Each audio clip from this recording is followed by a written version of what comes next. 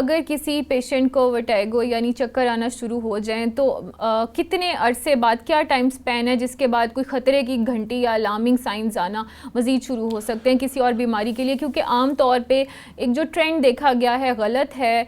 मैं ये कहना चाहूँगी कि ये ट्रेंड नहीं होना चाहिए कि जब भी कोई बीमारी शुरू होती है या कोई छोटी अलामत होती है या कोई मसला होता है तो उसे आम तौर पर इग्नोर किया जाता है, और इग्नोर करते करते उसे इस हद तक इग्नोर कर दिया जाता है कि बात काफ़ी ज़्यादा बढ़ जाती है। सो आप क्या कहना चाहेंगे इस बारे में? देखें, अगर तो पेशेंट को चक्कर आ रहे हैं और उसको असाब के और भी प्रॉब्लम्स हो रहे हैं, बोलने में प्रॉब्लम हो रही है, उसकी कोई आर्म या लिम्ब जो है वो वीक हो रही है, तो फिर तो हमने फालिज को फ़ौरन रूल आउट करना है। उसमें तो आपने कोई देरी नहीं करनी है, अपने पेशेंट को फौरन लेकर जाना है, क्योंकि कोई वेसल या खून की नाली ऐसी तो नहीं जो ब्लॉक हो रही है और वो पीछे हमारे दिमाग को सप्लाई कर रही है, जो बैलेंस कंट्रोल करती है। एग्जैक्टली, जिसको ऑल्टर्ड मेंटल स्टेटस अंग्रेजी में कहते हैं जी। तो आप फर्स्ट ऑफ ऑल ये तो एक्यूट फेज है। फिर दूसरा ये है कि जो कान के मसले होते हैं उसके अंदर हमने ये देखना होता है कि क्या ये इन्फेक्शन की तरफ अगर बात जा रही है तो कितनी सवेयर है, हमने उसको कितनी जल्दी ट्रीट करना है। मैंने जिस तरह बात की कि कुछ हिसाब की अगर सोजिश हो जाती है तो फिर तो आपको फौरन दवाइयाँ चाहिए और आपको रिहैब भी हो सकता चाहिए हो। कान की भी अपनी एक रिहेबिलिटेशन होती है, क्योंकि फिर आप अपने डेफ हो सकते हैं, आप you can lose your sound quality जो आप सुनते हैं उसके अंदर। तो एक तो ये बात है।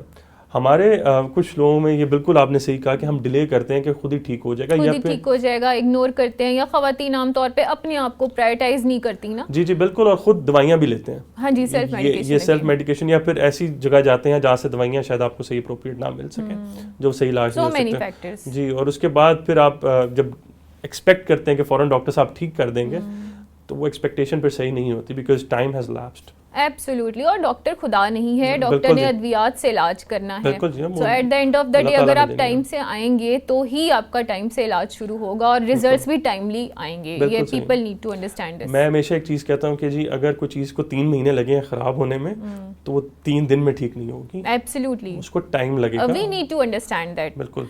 अच्छा डॉक्टर साहब, अब हम थोड़ी सी ये बात करेंगे कि वर्टिगो यानी चक्कर आने की शरह ख़वातीन में ज़्यादा है या मर्दों में? देखें, उसके अंदर जो स्टैट है वो तो 3 आउट ऑफ 10 जिस तरह एक स्टैट आपने भी बताया था कि है, लेकिन ये किसी को भी किसी टाइम किसी एज पे भी हो सकता है और उसमें बच्चों में भी हो सकता है। अच्छा, उसके अंदर। और बच्चों में इसकी क्या वजूहत हो? सेम कॉजेज हो सकते हैं, और क्योंकि हमारा जो बुनियादी ऑर्गन्स हैं वो तो सेम ही है, जो वजूद है हमारे उसमें हो सकते हैं।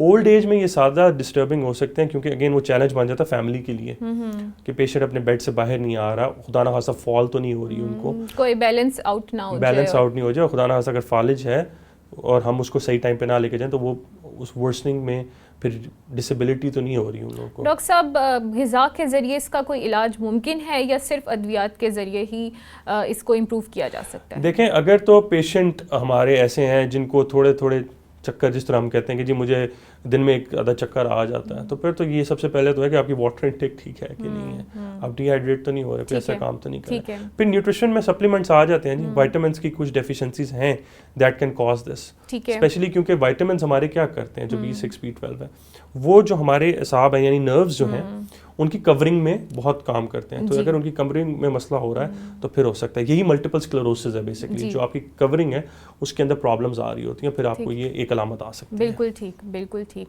अच्छा डॉक्टर, लेकिन इसके लिए ज़रूरी है कि आप डॉक्टर साहब को दिखाएं और वही सप्लीमेंट्स आपको दें। खुद आपने जाके विटामिन ओवर द काउंटर जाके बाय नहीं करें, उसके मैं बिल्कुल हक में नहीं हूँ।